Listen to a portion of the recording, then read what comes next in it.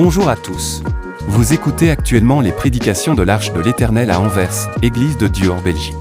Nous espérons que cette parole vous bénira. Que Dieu vous bénisse.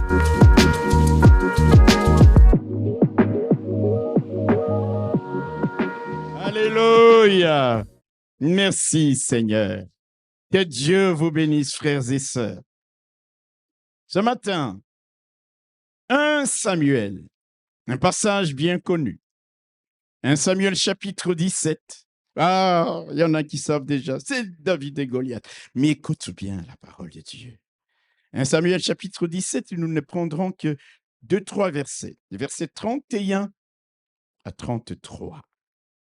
1 Samuel chapitre 17, les versets 31 à 33. Nous pouvons nous lever si vous voulez bien et nous allons lire ensemble la parole de Dieu. C'est une manière pour nous de la déclarer. Alléluia! Et s'il te plaît, c'est pas une formalité. Déclare-la. Tout a été créé par la parole. Quand tu la lis, tu la déclares avec le pouvoir qui est derrière cette parole. Verset 31. Allons-y. Lorsqu'on eut entendu les paroles prononcées par David, on les répéta devant Saül qui le fit chercher. David dit à Saül que personne ne se décourage à cause de ce Philistin. Ton serviteur ira se battre avec lui. Saül dit à David, tu ne peux pas aller te battre avec ce Philistin, car tu es un enfant et il est un homme de guerre dès sa jeunesse. Amen. Merci, si nous pouvons reprendre nos places. Le thème de ce matin, je l'ai intitulé « Rejeter les paroles négatives ». Alléluia. Nous tirons ce thème des paroles du roi Saül à David au verset 33. Lorsque David se décide à aller se battre avec Goliath, qu'est-ce que le roi Saül lui a dit au verset 33? Il lui a dit, tu ne peux pas. Tu ne peux pas. Tu ne peux pas aller te battre avec ce Philistin. Tu es un enfant. En d'autres termes, Saül disait à David, tu n'as ni la force, tu n'as ni les moyens, tu n'as ni les ressources, ni l'âge, ni l'expérience de te mesurer à cet homme-là.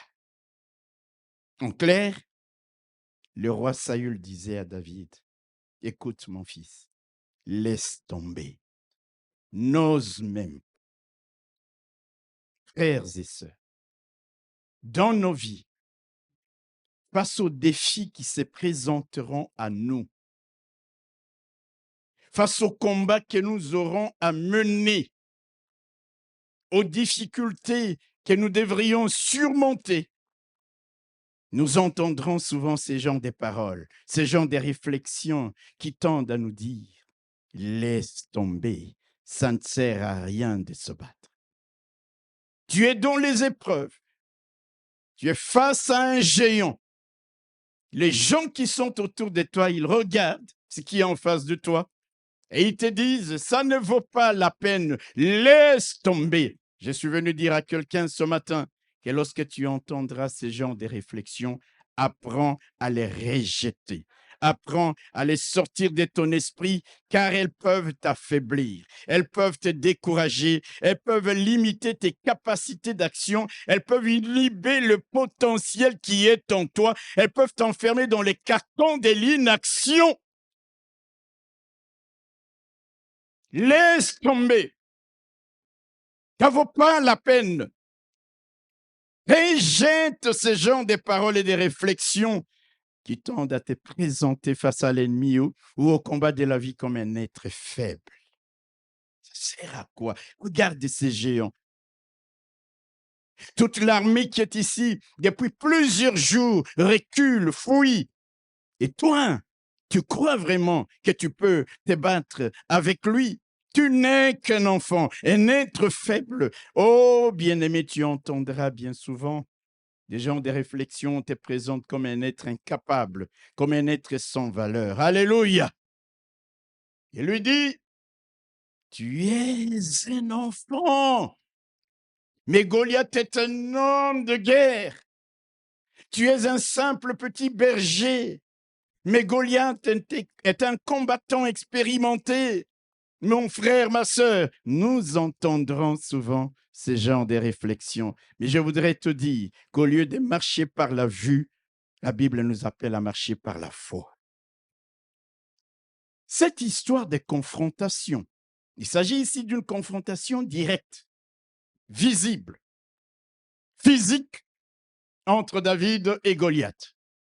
Cette histoire est aussi une illustration du combat spirituel entre chacun de nous et le diable, entre chacun de nous et les autorités, les dominations, les principautés ou les esprits méchants dans les lieux célestes.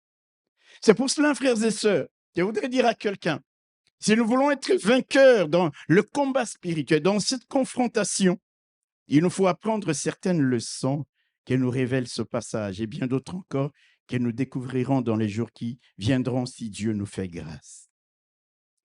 Quand vous lisez cette histoire, je vais y aller lentement, vous allez voir que la confrontation entre David et Goliath a eu lieu, écoutez-moi bien, a eu lieu en 2 étapes, en 2 phases, que moi j'appelle 2 champs de bataille. Le premier champ, la première phase est celle où s'est déroulé l'échange des mots. Alléluia. L'échange des mots. Là, nous sommes dans la première phase que j'appelle aussi la phase de la confrontation à distance. Lorsque les enfants d'Israël sont venus se présenter pour combattre, ils étaient d'un côté, les Philistins de l'autre, la vallée les séparait. Ce n'est pas tout de suite qu'ils sont allés en guerre. Il y a eu d'abord cette première phase où le géant Goliath est sorti des rangs des Philistins et il s'est avancé. Alléluia. Il s'est adressé aux troupes d'Israël. Il s'est adressé. Il a parlé aux enfants d'Israël, aux soldats d'Israël qui étaient rangés en bataille, en disant, pourquoi sortez-vous pour vous ranger en bataille?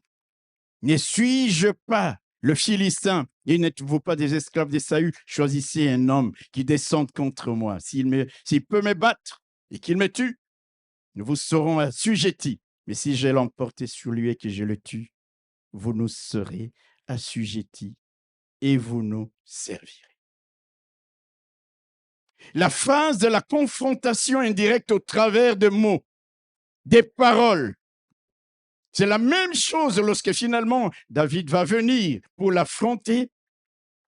David, et plutôt Goliath, va répéter les mêmes mots. La Bible nous dit, tandis que David parlait avec les gens qui étaient autour de lui, voici le Philistin des Gath nommé Goliath, s'avança entre les 2 armées hors des rangs des Philistins et il tint les mêmes discours que précédemment et David les entendit.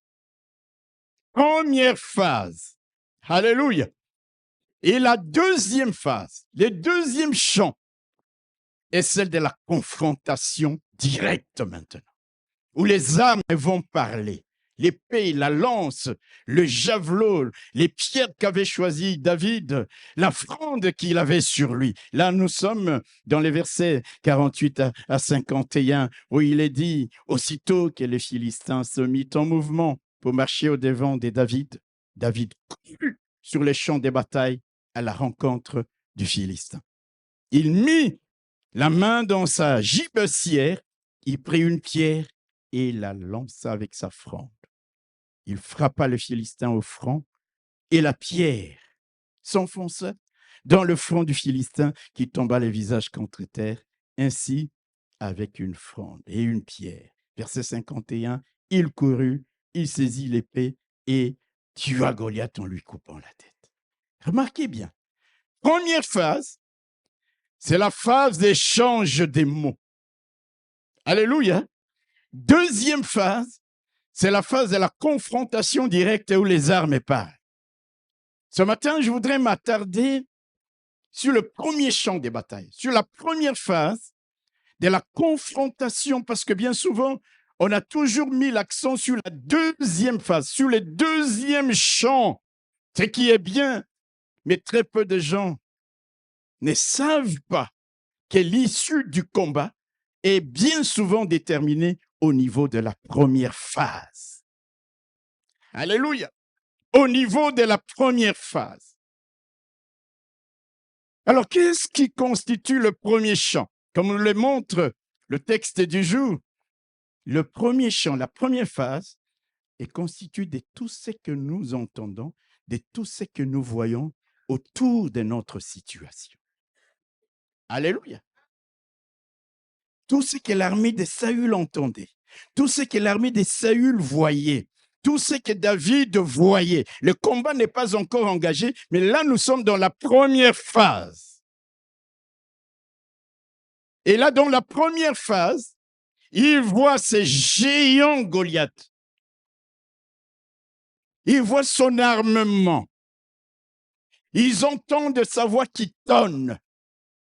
Et la Bible nous dit, rien qu'à voir et entendre ces choses-là, toute l'armée de Saül était déjà dans la débandade. Sans qu'il y ait une seule arme, frères et sœurs, alléluia, les paroles qui leur étaient adressées aux soldats de Saül, les paroles qu'il avait adressées à David également. Il dit à l'armée de Saül, « Ne suis-je pas les Philistins et n'êtes-vous pas des esclaves de Saül? » Depuis quand les soldats de l'armée de Saül étaient-ils des esclaves? Ce n'étaient que des hommes libres. Mais voilà Goliath dans ces champs de la guerre des mots, dans cette confrontation, il les traite déjà d'esclaves. N'êtes-vous pas des esclaves de Saül? Voyez-vous, frères et sœurs, ces paroles intimidantes, rabaissantes, dénigrantes, ces paroles dévalorisantes n'avaient pour effet que de troubler et d'affecter les morales des troupes de Saül. Alléluia! Il s'avance et il dit, regardez-moi, moi je suis un homme libre, mais vous n'êtes que des pantins, vous n'êtes que des esclaves de Saül. Tout le monde sait que c'était faux. Mais ces paroles sapent le moral, le trouble tous les soldats de l'armée de Saül qui se mettent à reculer. Là, dans le premier, voyez-vous, si déjà dans la phase de l'échange de mots, alléluia, quelqu'un est déjà abattu, découragé, démoralisé, même s'il monte avec des armes dans la phase de la confrontation, il y va avec peur, il va perdre. Il va perdre. Dans la vie, frères et sœurs, je voudrais nous dire cela. Nous sommes constamment, même quand nous n'avons pas encore vu l'ennemi en face de nous, que nous ne nous sommes pas encore engagés dans le combat, jour après jour. Quand nous nous levons le matin, quand nous sortons de nos maisons, nous sommes dans la phase de la confrontation indirecte avec l'ennemi, phase au cours de laquelle il nous bombarde avec des mots de genre, aujourd'hui, qu'est-ce que tu crois que ça va être? Même si tu te lèves dans la prière contre moi, tu ne peux pas me battre. Tu n'es qu'une simple personne, un enfant, un esclave. Tu n'es qu'un ramassis. Tu n'as ni la foi, ni l'onction, ni les ressources nécessaires pour m'affronter. Tu entends toutes ces petites voix. Tu regardes ton problème, tu regardes ta situation. Tu veux t'élever et tu entends les diables qui commencent déjà dans la phase de la confrontation indirecte à te dire, si c'était quelqu'un d'autre peut-être, mais pas toi. Pas toi. Tu ne vas pas gagner. Tu ne vas pas t'en sortir. Frères et sœurs, tout ça n'est qu'une stratégie qui consiste à te donner une image négative de toi-même. Est-ce que quelqu'un me saisit? À te donner une image dévalorisante de toi-même. Voyez-vous, mes frères et sœurs, avant même la confrontation directe de la phase 2, l'ennemi, jour après jour, va insuffler, distiller dans ton esprit des pensées, des idées négatives pour te faire croire qu'il est plus fort, plus grand, plus puissant. Il est invincible. Et pour ce faire, il va parfois y arriver. Pour y arriver, il va parfois aller jusqu'à te rappeler ton passé. Il va te montrer tous les échecs de ta vie. Il va te montrer toutes les déceptions que tu as connues, les blessures que tu as subies, tes fautes, tes erreurs, tes faiblesses. Et il te dit, crois-tu que tu peux t'élever contre moi et gagner la bataille? Tu entends ces petites voix sans les entendre. Il va bombarder ton esprit en te rappelant tes mauvais choix, tes défaites, tes désillusions, bref, tout ce qui est négatif. Tout ce qui va te donner la sensation que tu n'es qu'un faible, un médiocre. Tout ce qui te donne une piètre image de toi-même au point de te voir comme une sauterelle en face de ton ennemi, alors que lui, il est le grand et le géant indétrônable. Il dit que personne ne se décourage. Ô roi Saül, je vais me battre contre cet homme. Il dit non, tu ne peux pas. Tu n'es qu'un enfant. Tu n'as pas les moyens, les ressources. Toute cette stratégie de l'ennemi, lorsqu'il va te rappeler ton passé, lorsqu'il te rappellera, regarde, hier, avant-hier, combien tu étais en train de trembler, de pleurer. Tu crois que c'est ce matin que tu vas te lever et m'affronter pour avoir la victoire? Ce n'est qu'une stratégie pour te convaincre, te faire accepter que tu es réellement ce qu'il dit que tu es. Aujourd'hui, on appelle ça, dans l'art militaire, la guerre psychologique. Alléluia. Il va te faire croire que tu ne vaux pas grand-chose, que tu ne fais pas le poids devant lui. Ne l'écoute pas. N'écoute pas l'ennemi. Mets le casque du salut sur ta tête pour ne pas l'écouter. Parce que si tu crois ce qu'il prétend que tu es, tu vas manquer de confiance en toi-même et même en ton Dieu. Alléluia. Tu vas manquer confiance en toi-même et en ton Dieu. Tu vas légitimer ces allégations de force et de supériorité sur toi. Si tu l'écoutes et que tu intègres ce qu'il dit, ce qu'il prétend, tu vas commencer à te voir de plus en plus petit et lui trop grand. Tu vas commencer à te voir de plus en plus faible et lui trop fort. Et donc tu vas sombrer dans quoi? Dans la peur. Et la peur, tout le monde le sait, c'est le contraire de la foi. La peur paralyse, la peur va vous bloquer, la peur va neutraliser votre foi, la peur va ouvrir la porte à l'ennemi et la peur va tracer le chemin de votre défaite. C'était stratégique de la part de Goliath. C'est ce qui fait que pendant longtemps, pendant très longtemps, alléluia, pendant très longtemps, qu'est-ce qu'il disait? Les enfants d'Israël le regardaient, ils tremblaient, ils fouillaient. Rien que en les dénigrant, n'êtes-vous pas les esclaves des Saül? Vous ne valez rien au-devant de moi. Et la Bible nous dit qu'ils tremblaient tous, frères et sœurs. Beaucoup de chrétiens vivent sans parfois même le savoir, dans la peur, jour après jour, dans la panique. Ils voient les sorciers en train de les manger. Ils sont trop forts. Il est chrétien. Il n'a pas la paix. On est en train de venir la nuit. Alléluia.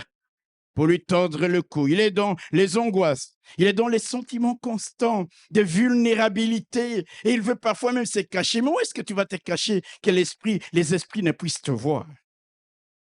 Il est dans ces sentiments parce que l'ennemi a réussi à coloniser son esprit avec des paroles négatives, avec des pensées négatives, dénigrantes, dévalorisantes, qui le limitent, qui le paralysent, qui étouffent les capacités, les dons, les talents qui sommeillent en lui. Il a réussi déjà à gagner au niveau de la phase de la guerre de mots. Alléluia. Que ces paroles, écoute-moi bien, ces pensées viennent de toi-même, de ton entourage, ou même de l'ennemi, rejette-les. Je suis venu te dire ça ce matin. Rejette-les. Et détourne-toi, je te dirai, bien, mieux encore, détourne-toi des personnes qui te les balancent au visage. Non, tu n'es qu'un enfant. Non, tu n'y arriveras pas. Non, tu n'as pas les ressources. Non, tu ne peux pas.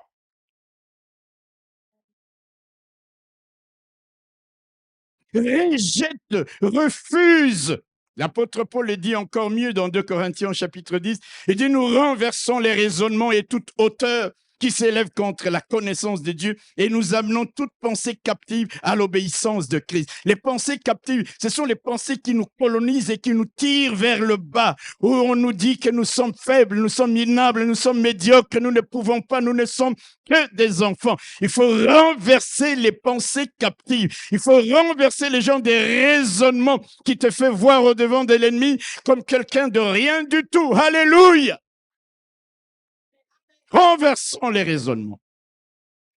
Renversons les hauteurs et les pensées captives de l'ennemi pour les remplacer par ce que la parole de Dieu dit que nous sommes. Parce que la parole de Dieu, parce que Dieu dit que nous sommes. Alléluia.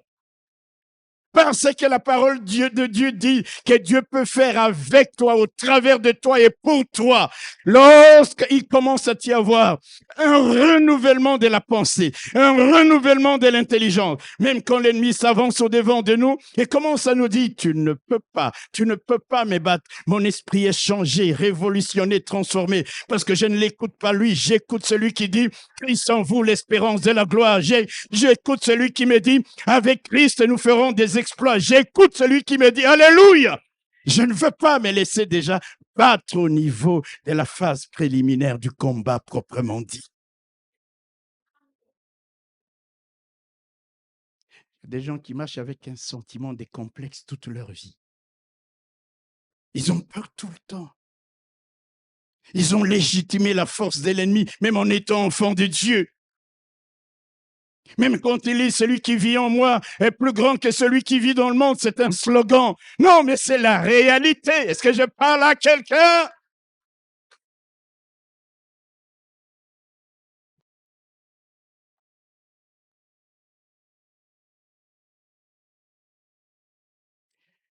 Ah, laissez-moi nous le répéter. Dans les combats spirituels, si l'ennemi remporte la victoire dans le premier champ, alléluia, le champ de la confrontation indirecte, le champ des paroles, des pensées ou d'images négatives, où il te présente comme un être faible sans valeur, alléluia, il te sera difficile d'aller avec assurance, avec foi, avec courage, avec détermination dans le champ des confrontations directes et gagner la bataille. Je ne veux pas marcher comme quelqu'un qui a peur tout le temps. Alléluia! Goliath avait cette stratégie. Et quand vous lisez la Bible, même dans 2 Chroniques au chapitre 20, verset 20, un autre combat, vous allez voir exactement la même stratégie. Nous reviendrons dans les prochains jours.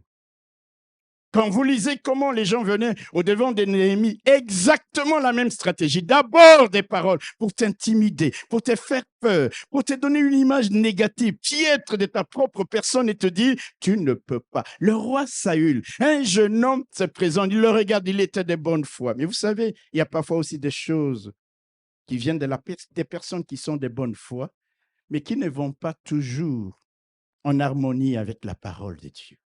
Il le regarde et dit, je ne veux pas avoir des problèmes avec ta famille. Tu n'es qu'un enfant. Tu ne peux pas te battre contre ces messieurs. Alléluia. Il a fallu que David puisse commencer à les convaincre. À le convaincre. Il ne l'a pas écouté. Il n'a pas écouté les propos du roi Saül. Il n'a pas écouté même les propos de Goliath. David s'était même détourné de son frère Eliab, qui à un moment donné était fâché, voulait absolument l'empêcher d'aller affronter Goliath. David avait refusé de se voir comme les gens le voyaient ou le caractérisaient. Il avait fait le choix de se voir en fonction de son identité en Dieu. S'il avait écouté que les gens qui lui disaient « Tu n'es qu'un enfant, laisse tomber ». Tu ne peux pas aller te battre contre cet homme. Tu n'as ni l'armure. Vous savez, à un moment donné, le roi Saül prend son armure. Amen. Et il la donne à David. Casque, tout ce que vous vous imaginez. Bouclier. David prend l'armure de Saül. Il fait un pas, mais c'était très lourd pour lui. Dans la vie, n'essaye pas de combattre avec les armes de quelqu'un d'autre. Sois toi-même. Sois toi-même. Sois toi-même. Les gens ont toujours cette tendance à vouloir prendre les armes des autres, la manière de... Donc, c'est pas mauvais de s'inspirer parfois. J'ai pas dit ça. Alléluia. Mais dis non, je ne suis pas habitué avec ça. Vous savez pourquoi? D'abord parce que,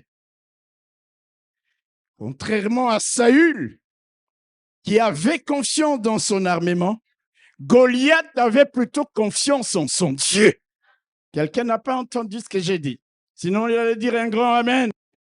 C'est pourquoi, mon frère, ma soeur, peu importe les ressources que tu as, quand dans le premier chant, tu as remporté la guerre de mots, tu dis non, non, non, je ne veux pas me laisser entraîner dans ces cartons et de me voir comme les gens me voient, minable, médiocre. On te limite. Je me rappelle à l'école des Polytechniques, alléluia, quand on est arrivé, il y avait un professeur qui donnait les cours de risque des centrales nucléaires. J'ai jamais oublié son nom. Il s'appelait professeur de Voort. Jamais oublié son nom. Et tous les étudiants disaient, au cours de M. de Voort, vous ne pouvez pas avoir 14 points sur 20. Impossible. La note la plus élevée était aux environs de 12, 13. Vous voyez, on vous paramètre, on vous conditionne. Alléluia. Et j'ai dit, Seigneur, je ne veux pas me laisser enfermer dans un carcan, dans une image comme ça. Et quand on a fait la première interrogation, lui, il avait l'habitude de donner les points devant tout le monde. Il commence à vous appeler un à un. Et puis quand il arrive à mon nom, il me dit, allez, lève-toi. Où est-ce que tu as fait tes études, toi? Là, j'étais presque déjà en train de trembler. J'ai dit, mais qu'est-ce qu'il va dire ici? Alléluia. Et quand il a donné la note que j'avais obtenue en disant, c'est pas possible. Tout le monde disait, c'est pas possible. J'ai dit, Seigneur, merci. Parce que si j'avais écouté ce que les gens disaient, je ne serais pas armé, je n'aurais pas développé tout ce qui est en moi comme potentiel, travailler pour dépasser la barre qu'il avait fixée. Je parle à quelqu'un. Je parle à quelqu'un. David n'a pas écouté. Il ne voulait pas se voir comme les gens le voyaient. Et plutôt de se regarder, de croire ce qu'on disait sur lui. Il a regardé l'ennemi. Il a regardé l'ennemi. Alléluia. Et il a vu Goliath, aussi géant qu'il était, mais il ne voyait pas sa taille. Lui, il a dit, ce n'est qu'un incirconcis. Ce n'est qu'une personne étrangère aux alliances de la promesse. Ce n'est qu'une personne qui n'est pas le véritable Dieu comme moi. Il n'a pas regardé à sa taille. De temps en temps, laisse-moi te dire, mon frère, ma soeur, lorsque tu vois avec les yeux de la foi l'ennemi, ne tremble pas devant lui. Vois-le comme la Bible le décrit. Celui qui a été exhibé en spectacle.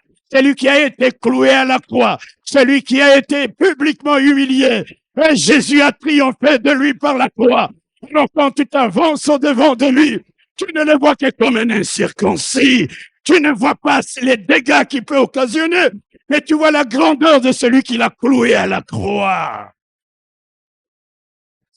Un de ceux qui nous enseignait l'évangile, nous étions encore très jeunes, il nous racontait une histoire.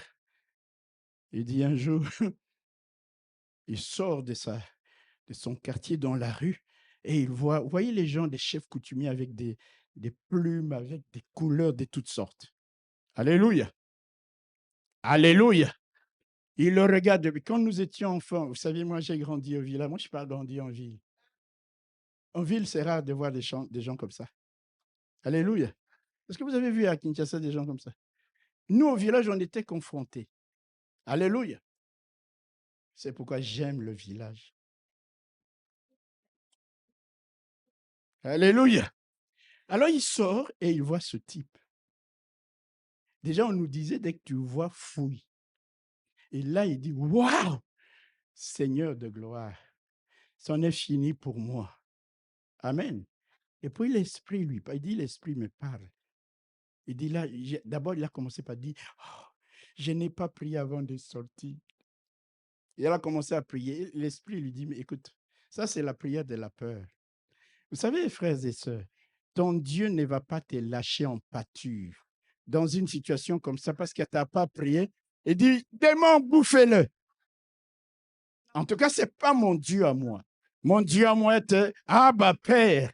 C'est un papa responsable. Alléluia. Et là, l'Esprit lui dit, mais tout ça, c'est des choses de la peur. Avance tout simplement. Il dit non. Et puis l'Esprit lui dit, mais je suis en... Avance. Il avance et il fixe le monsieur. Le monsieur a détourné le regard quand ils se sont croisés. Il dit, à partir de ce jour-là, j'avais compris. Quand la Bible dit que celui qui est en moi est plus grand que celui qui est dans le monde. Alléluia. L'ennemi va d'abord t'intimider. Te mettre dans une situation d'instabilité où tu es vulnérable. On peut t'attaquer, te toucher, te nuire, t'atteindre à tout moment. En te disant, tu ne vaux pas la peine. Tu ne peux rien contre moi. Alléluia. Je voudrais te dire, mon frère, ma soeur, vois-le, l'ennemi. Il a été exhibé en spectacle. Tant Jésus a triomphé de lui par la croix. Je ne sais pas ce que tu as entendu dans ta vie comme parole négative.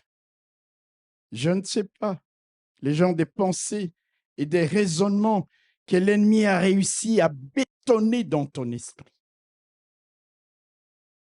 Je ne sais pas si c'est le rejet que tu as connu, la discrimination que tu as vécue, l'abandon de tes parents peut-être, les mauvais traitements qui ont créé en toi des chocs émotionnels ou psychologiques, les expériences négatives de la vie qui t'ont amené à croire que tu es nul. Tu n'es pas nul.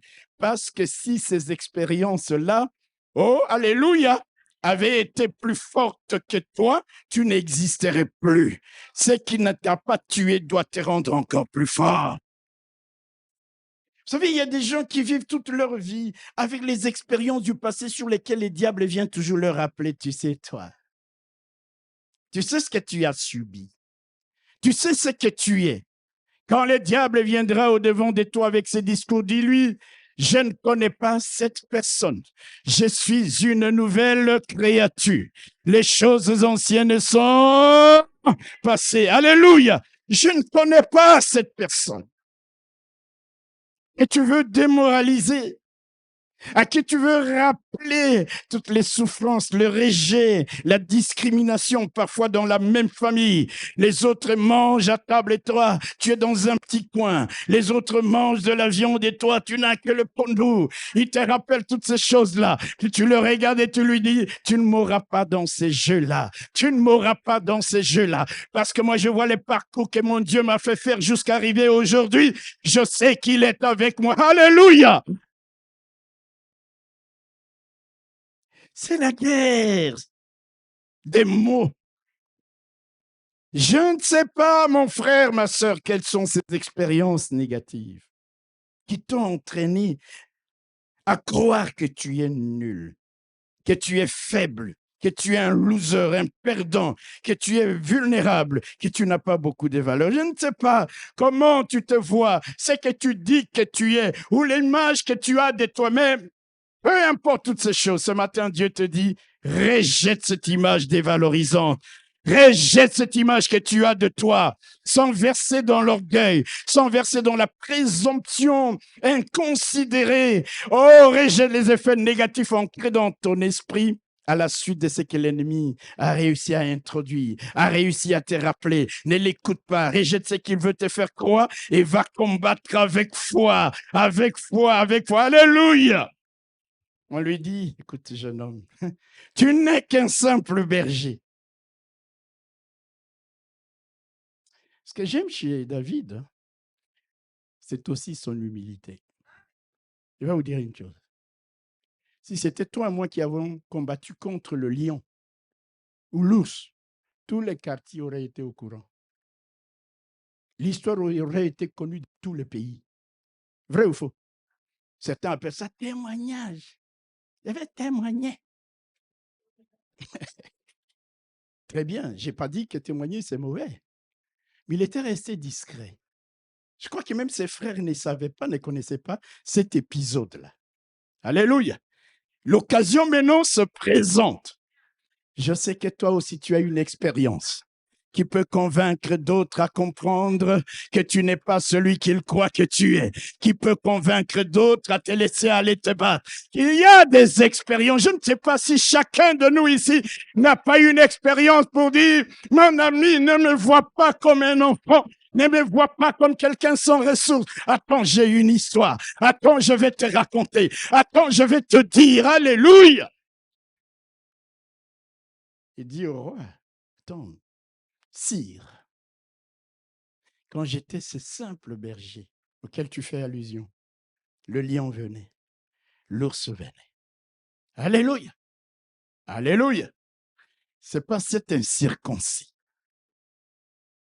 qui va me faire peur. Et je ne veux même pas écouter tes paroles. C'est des bonnes foi. C'est bien de me dire, tu n'es qu'un enfant, tu ne peux pas. J'aime des gens qui, même lorsque tu le vois comme je te vois, comme tu me vois, ne sont pas à ce niveau-là, ils sont à un autre niveau. Parce que le niveau spirituel n'a rien à voir avec les niveaux physiques. Tu me vois petit, tu me vois chétif. Alléluia!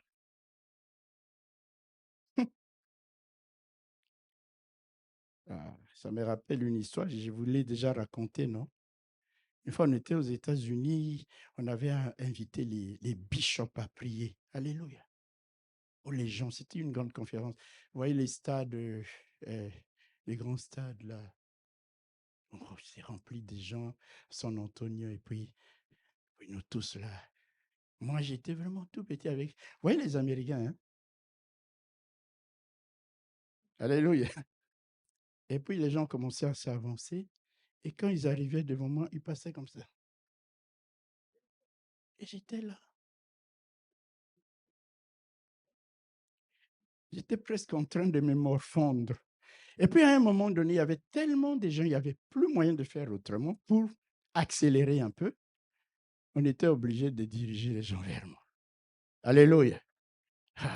La première personne qui est venue, quand j'ai lui imposé les mains, frères et sœurs, il est tombé à 2 mètres, 3 mètres. Tout d'un coup, à gauche et à droite, ça s'est vidé, ça venait sur moi. J'ai dit, waouh, frères et sœurs, quand tu as un autre niveau, alléluia, alléluia, parce qu'à ce niveau-là, tu n'es plus seul. C'est Dieu qui est au travers de toi. Nous allons le voir. C'est comme ça que vous comprendrez que lorsque David frappe Goliath, les lois de la physique élémentaire nous disent quoi? La force te frappe par ici, tu tombes en arrière. Mais il est tombé face contre terre. Vous savez pourquoi? Parce que la pierre est venue vers là, l'action de l'homme conjuguée par l'action de Dieu qui l'a poussé. Quand tu es dans le combat spirituel, que tu as gagné dans le premier champ, Dieu est en association maintenant avec toi. Peu importe la taille que tu as, peu importe ton expérience négative du passé, peu importe ce que tu as vécu comme blessure, peu importe. Je parle à quelqu'un. Qu'il est merveilleux, mon Dieu. Hey! Alléluia. Et j'étais là, frères et sœurs, j'étais là en train de me dire, waouh, quelle expérience. Vous savez pourquoi parfois ça ne se passe pas dans nos églises comme ça? Parce que vous êtes habitué au pasteur, on dit, ah, on les connaît. Il habite Merksem. Jésus n'a pas accompli beaucoup de miracles dans sa patrie. Parce qu'on disait, mais on est habitué. Je parle à quelqu'un. On est accoutumé. C'est pour cela que de temps en temps, on lève dans ta tête l'idée que tu me connais. Viens un matin en te disant, ce type, je ne le connais pas.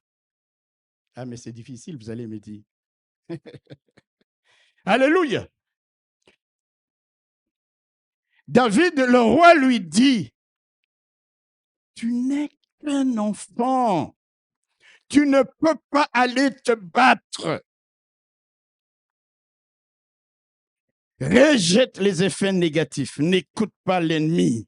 Remporte la victoire déjà dans la phase de la confrontation à distance, la phase de la guerre des mots. Regardez Gédéon. Alléluia. Gédéon avait une piètre image de lui-même. Mais avec raison. Avec raison, mes frères et sœurs. Quel était son boulot? Ce n'était qu'un simple meunier. Meunier, c'est celui qui bat le froment.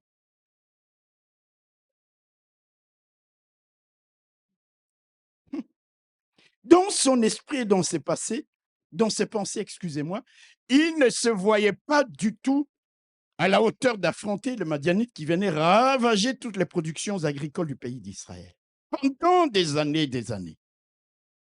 il était convaincu qu'il n'était qu'un simple meunier, petit, faible, sans ressources pour aller affronter l'ennemi. Combien de chrétiens ne vivent-ils pas avec la même pensée? C'est comme ça que vous les voyez complexés. Ils voient un blanc, il est complexé. Ils voient un noir, il est complexé. Ils voient un bleu, s'il y en a, je ne sais pas, ou un jaune, il est complexé. Il tremble, il panique. S'il te plaît, dès que tu vas commencer à te voir comme Dieu te voit, tu marcheras avec assurance.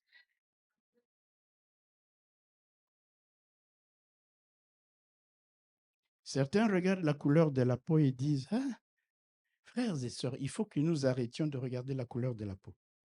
D'ailleurs, quand vous regardez la plupart des gens dans la Bible, c'était des sémites. On ne va pas entrer dans les histoires des races. Mais, frères et sœurs, Dieu a mis en chacun de nous des dons et des talents qui sommeillent. Gédéon se voit comme un rien. Quand vous lisez les livres des juges, écoutez ce qu'il dit quand Dieu s'adresse à lui. Ah, mon Seigneur, avec quoi délivrerai-je Israël? Voici ma famille est la plus pauvre de Manassé. Et je suis le plus petit de la maison de mon père. Vous comprenez ça? Il se voit minable, il se voit médiocre, petit, faible. Et dans des conditions, je le répète, où une personne a une telle image d'elle-même, une personne a ce genre de raisonnement envers elle-même, il est difficile d'aller dans la confrontation directe avec l'ennemi et de remporter la victoire. Alors, qu'est-ce que Dieu va d'abord faire? Dieu va le replacer dans la première phase. Quelqu'un peut dire Amen. Et Dieu commence un travail de renouvellement de ses pensées. Dieu l'appelle d'abord vaillant héros. Le type, il dit, quoi? Moi, héros, j'ai jamais été en guerre. Mais il ne peut pas contester. Il dit, ah, si Dieu l'a dit, je m'étais. Et Dieu va faire encore une autre chose. Il lui insuffle la confiance en lui-même parce qu'il dit, la force est en toi. Va avec la force qui est en toi. Pour qu'il ait confiance en lui-même. Avoir confiance en soi-même est biblique. Ce n'est pas de dire, oh, si j'ai confiance en moi, ça veut dire que je m'appuie que sur moi. Non, Dieu veut d'abord. C'est pourquoi il lui a dit, la force est en toi. Et à la fin, il lui assure d'être avec lui. Je serai avec toi. N'est-ce pas moi qui te mandate? Dieu lui parle. Alléluia. Il dit, c'est vrai, tu es faible. C'est vrai que tu es de la plus petite famille, le plus petit, le plus pauvre. Tout ce que tu me dis là, ce sont des raisonnements qui sont bétonnés dans ton esprit. Dieu commence par un travail de déprogrammation pour une programmation nouvelle. Et lui dit, vaillant héros, je ne te vois pas comme un simple meunier. Je ne te vois pas comme de la manière dont toi-même tu te vois. Lorsque je te regarde, Gédéon, je vois un héros. Et je vois la force qui est en toi. Et je te dis, va avec cette force parce que moi-même, je serai avec toi. Alléluia. Je te donne ce mandat. N'est-ce pas moi qui t'envoie Je suis avec toi et tu battras Madian comme un seul homme. C'est ce qu'on appelle un renversement des pensées captives, un renouvellement des pensées, de l'intelligence, de l'entendement. C'est ce que Dieu veut opérer en toi ce matin. Alléluia.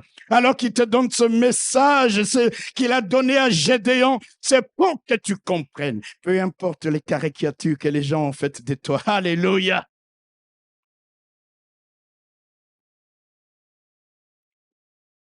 On avait un ami, quand nous étions au collège. Alléluia. Nous, on était avec les jésuites. Hein. Alors, lui, on l'appelait Achiakate. C'est-à-dire, on jouait avec lui au foot. Alléluia. Et on l'appelait Achiakate. Il ne marque pas. Vous pouvez lui donner une passe. Même il est seul avec les gardiens. Il tire, soit les gardiens arrêtent, soit ça passe à côté. Tout ce que vous pouvez faire, mais il jouait bien. Donc, vous ne pouvez pas ne pas l'aligner. Mais il ne marque pas. Et on l'appelait comme ça. Alléluia. Vous savez, il y a des gens qui, quand tu as accepté une telle chose, même si tu arrives effectivement devant les gardiens, toi-même, tu sais que tu ne marques pas. Et c'est ce qu'on appelle une pensée captive. Il faut la renverser. Nous nous sommes séparés. J'espère qu'un jour, cet ami est venu à Christ pour qu'il comprenne que même s'il ne marque pas pendant toutes ces années en Christ, il devient une nouvelle créature. Il renverse cette pensée captive. Il pouvait maintenant dribbler et marquer. Parce qu'avec le Seigneur, c'est dont nous n'étions pas capables. Alléluia. Là où on nous a collé l'étiquette d'un rien. Je me rappelle d'Edison, celui qui a fabriqué la première ampoule électrique. Alléluia. Un jour, on lui remet une lettre, va donner ça à tes parents. Et il vient avec la lettre à la maison, et puis voilà, il donne à sa maman lit, et puis il vient vers sa maman, il dit, maman, qu'est-ce qu'on a écrit? Il dit, non, on m'a dit que tu étais trop intelligent pour être dans cette école. Reste à la maison, je vais t'enseigner. Alléluia. Dans la lettre, en fait, on écrivait, ça, il va découvrir plus tard après la mort de sa maman, quand il va fouiller, vous voyez, les Blancs et certaines personnes bien organisées conservent les archives. Hein. Vous savez, nous, les Noirs, aïe, aïe, aïe. C'est pas que je suis raciste en disant nous, les Noirs. Non, non. Alléluia. C'est la vérité. Vous allez voir, chez certaines personnes, la bague de l'arrière-grand-mère est toujours là. Nous, soit on a vendu, soit on a perdu. C'est très compliqué. Hein? Bon, alors, sa maman lui dit ça et commence à lui enseigner. Et là, les jeunes hommes ne savaient pas ce qui était écrit dans la lettre.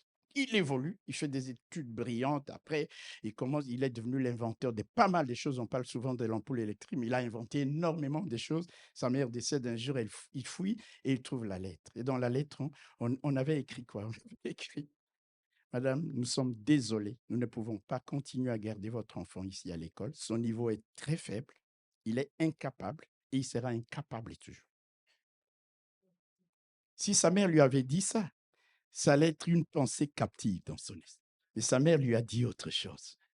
Et en entendant ce qui était positif, ce jeune homme a pris confiance en lui-même. C'est pourquoi, parents, écoutez-moi bien, arrêtons de dire à nos enfants quand ils ramènent un mauvais bulletin, « Yo, toi, tu es un vaurien. Tu ne feras jamais rien dans la vie. » Je me rappelle, Chirac, on lui a écrit le même bulletin. Incapable, il ne fera rien dans la vie. Il est devenu président de la République française. Parlons des choses comme Dieu. Alléluia. Il vient vers Gédéon, qui se voit minable et médiocre. Mais nous servons un Dieu vivant. Moi, je ne suis pas venu à Christ pour faire des choses que je peux faire. Non. Ce que je peux faire, je le ferai. Je suis venu à Christ pour faire de lui un associé qui me permet de faire des choses que je ne peux pas faire. C'est pourquoi la Bible dit, avec Dieu, nous ferons des exploits. Et dit, tu ne peux pas aller. Tu n'es qu'un enfant. Refuse les paroles négatives, refuse la piètre image résultant de ces paroles et toutes les pensées dévalorisantes construites dans ton esprit. La Bible dit dans les livres de Proverbes, un homme est comme les pensées de son cœur. En d'autres termes, cela signifie quoi? Qu'un homme ne peut agir qu'en fonction de comment il se voit. Hello? Hello? Parfois, tu as été humilié dans la famille. Il y a un passé. Le diable te rappellera ça. Quand tu es bien habillé, elle a été dit, ça c'est la façade. Arrête tout ça. Tu es rien. Moi, rien. Toi, rien. Enfant de Dieu. Héritier de Dieu. Co-héritier avec Christ. Nous ne prenons pas toujours conscience de notre véritable identité. Et nous tremblons devant les diables et les démons. Un jour, quelqu'un m'a dit, pasteur, je ne viendrai plus à l'église si tu n'as pas chassé telle personne. Pasteur, chaque fois que je dors, il vient pour m'étrangler. Je lui ai dit, ah bon? Il vient t'étrangler. Il dit, oui, pasteur. J'ai dit, moi, je ne vais pas le chasser. Pourquoi je le chasserai? C'est à toi. Alléluia. Si tu sais qui tu es, si tu es connecté à ce Dieu-là, je ne vois pas comment cette personne va venir t'étrangler. Non, non, il ne va pas t'étrangler. Vous vous rappelez, Jésus, on l'emmène dans sa ville, au sommet d'une haute montagne pour les propulser, pour les tuer. Ils arrivent, Jésus passe au milieu de rien. Quand l'onction est à l'heure, même tes ennemis sont paralysés. Hey, ils ne feront rien. Il faut prendre conscience de qui tu es. Comment tu te vois? Un homme est comme les pensées de son cœur. Il ne peut pas agir en dehors de ce qu'il ne croit pas qu'il puisse faire.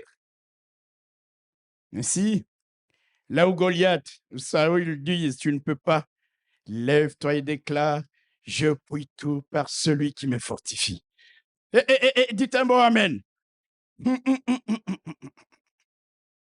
Lève-toi et dis, je puis tout par celui qui me fortifie, par celui qui m'envoie, par celui qui me donne le mandat. Là où Saül, les gens de ce monde, où Goliath te disent, tu n'es qu'un enfant, lève-toi et déclare qu'en Christ, tu es un vaillant héros. Un héros, et pour un héros, la valeur n'attend point le nombre des années. Vous savez ce que ça veut dire? La valeur n'attend point le nombre des années. Je reviens au village. Au village, quand on allait parfois chasser les animaux, on courait vite. Je crois que Mme Marie-Hélène, c'est ça. Parfois, il y avait des gens qui avaient des tout petits chiens pour aller faire la chasse. Je vous explique, ne soyez pas choqués. De temps en temps, permettez-moi de revenir au village. Alléluia. Des tout petits chiens. Il y en a qui avaient des grands chiens pour aller faire la chasse. Mais parfois, les grands chiens, là, s'essoufflaient, mais les petits chiens. Alors, on disait toujours, la valeur d'un chien ne dépend pas du nombre de ses années. Ta valeur ne dépend. Vous savez, il y a des gens qui vont penser que pour faire des grandes choses, il faut avoir fait une expérience de 30 ans dans le ministère, 15. Non, non, non, non, non, non. Dieu fait grâce à qui il veut faire grâce. S'il veut se servir de quelqu'un qui a donné sa vie hier à Jésus pour accomplir des exploits, il le fera. Donc là où on te dit tu n'es qu'un enfant, lève-toi le matin. Je le fais souvent. Je me regarde dans la glace et je dis, je suis un vaillant héros. Je suis un vaillant héros. Mes ennemis ne sont que des incirconcis. Alléluia.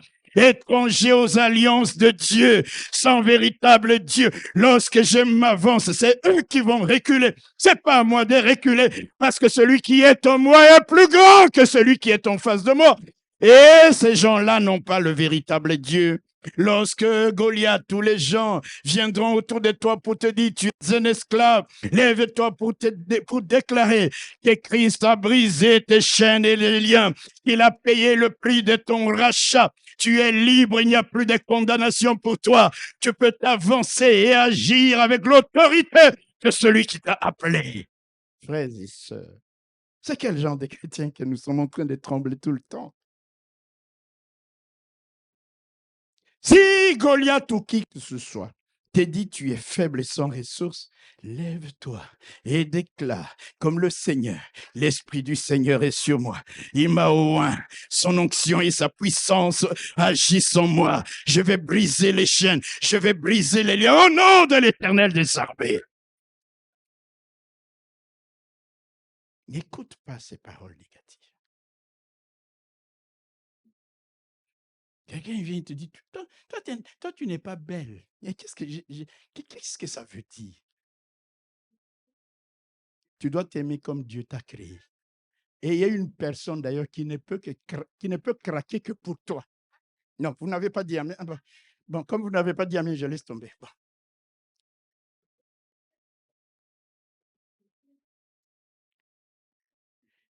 On marche avec assurance au devant de l'ennemi. On n'entend pas tous ces discours négatifs. Tu n'es qu'un enfant. Tu ne peux pas les battre. Tu ne peux pas les combattre. Tu ne peux pas. Frères et sœurs, alléluia, lève-toi. Tu es esclave, non.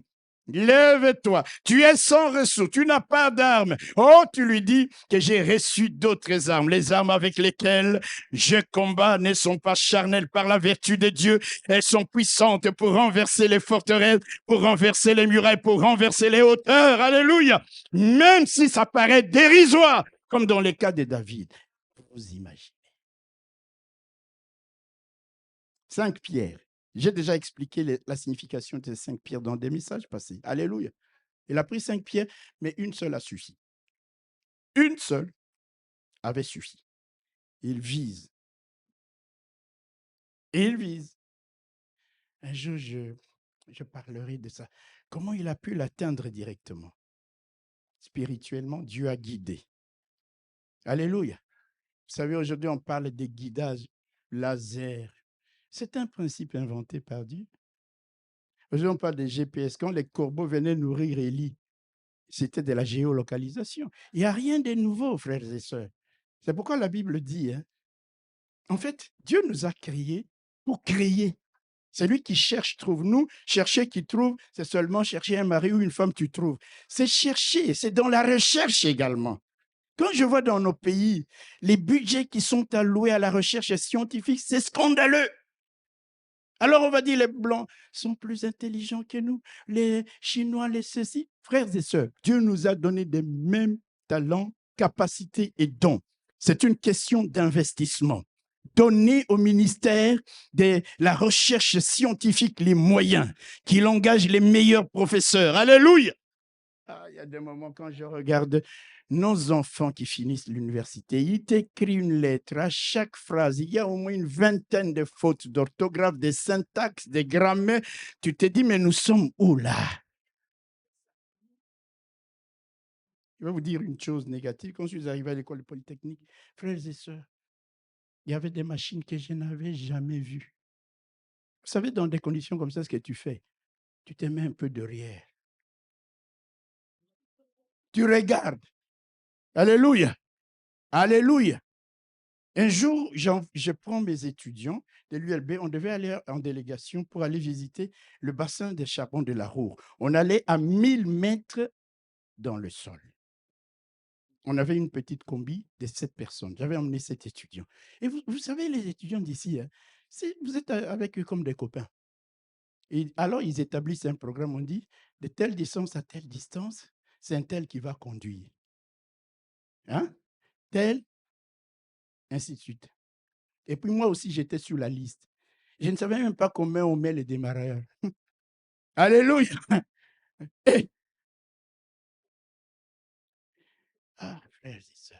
Vous savez, je peux vous donner des expériences négatives comme ça. La première fois que je suis arrivé dans ce pays, je devais appeler quelqu'un. Il y avait une cabine publique. Il n'y en avait pas. Quand nous, on venait, il n'y avait pas de cabine publique dans nos pays. Là. J'arrive, je prends les combinés là. Je commence à dire allô, allô. Et ça faisait ping, ping, ping.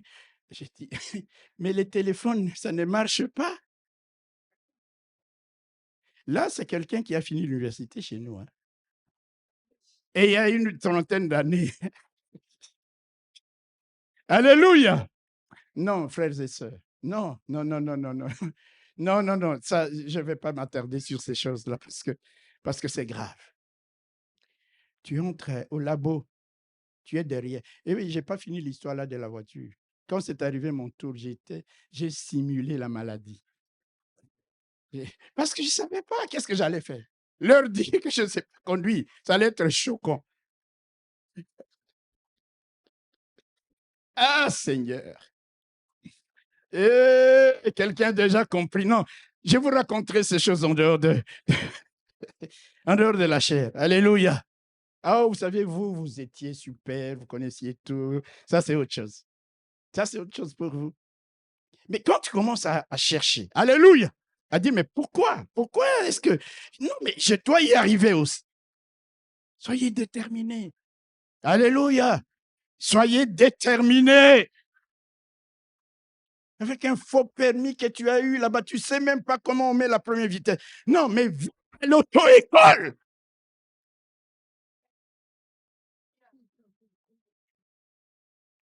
Il y a quelqu'un là qui dit, non, là, les pasteurs exagèrent.